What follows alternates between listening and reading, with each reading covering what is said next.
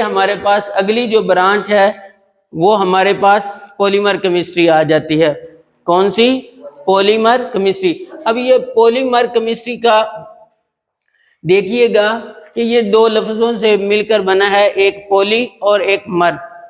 अब ये जो पॉलीमर का मतलब होता है, ये मतलब होता है कि जब छोटे छोटे मॉलिक्यूल्स, छोटे छोटे ज़रात, छोटे छोटे मॉलिक्यूल्स मिलकर बड़े बड़े मॉलिक्यूल्स को बनाएं तो उसे क्या कहते हैं? पॉलीमर कहते हैं। क्या कहते हैं? जब छोटे छोटे मॉलिक्यूल्स क्या करते हैं? मिलकर बड़े बड़े मॉलिक्यूल्स बना दें तो उन्हें हम क्या कहते हैं? पॉलीमर्स कहते हैं। पॉलीमर्स कहते हैं। अब ये पॉलीमर्स की मिसालें अगर देखना चाहें तो मिसाल के तौर पर इंसानी जिस्म के हवाले से या जानवरों के में हमारे पास प्रोटीन्स आ जाएंगे, न्यूक्लिक एसिड आ जाएगा। क्या आ जाएंगे? प्रोटीन्स हैं, न्यूक्लिक एसिड हैं, ये पॉलीमर केमिस्ट्री में आते हैं।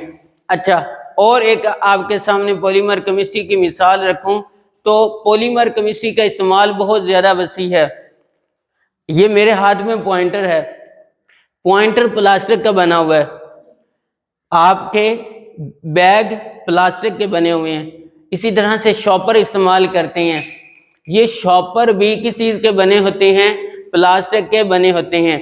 ये जो प्लास्टिक बनता है ये भी छोटे छोटे मॉलिक्यूल्स क्या करते हैं?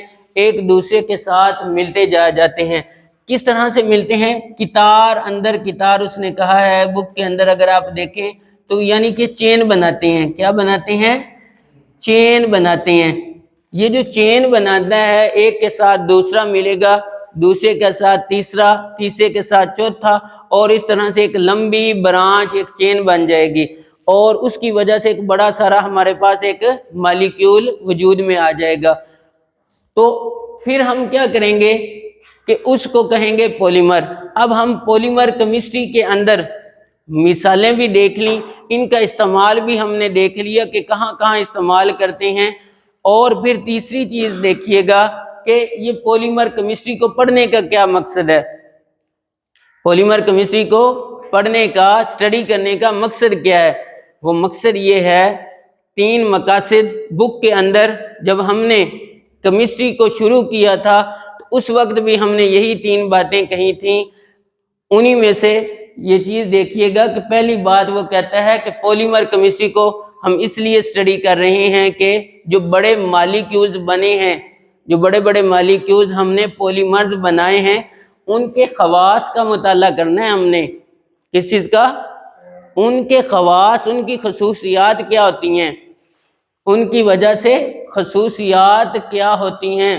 दूसरी बात यह है कि उनकी साख्त, स्ट्रक्चर कैसी होती है। तीसरी बात कि उनके बनाने के तरीके क्या हैं, कि अगर उनको लैब के अंदर अगर हम बनाएंगे तो उनके बनाने के क्या तरीके होंगे। तो ये हमारे पास पॉलीमर केमिस्ट्री की एक मिसाल भी हमने देख ली। फिर हमने पॉलीमर केमिस्ट्री के अंदर ये देख लिया कि पॉलीमर केमिस्ट्री के 3 मकासद हैं कि हमने उसके खवास चेक करने होते हैं, फिर हमने उनकी साख्त चेक करनी होती है, और तीसरे नंबर पे हमने उनके बनाने के तरीके को डिस्कस करना है। इसलिए हम पॉलीमर केमिस्ट्री को पढ़ रहे हैं।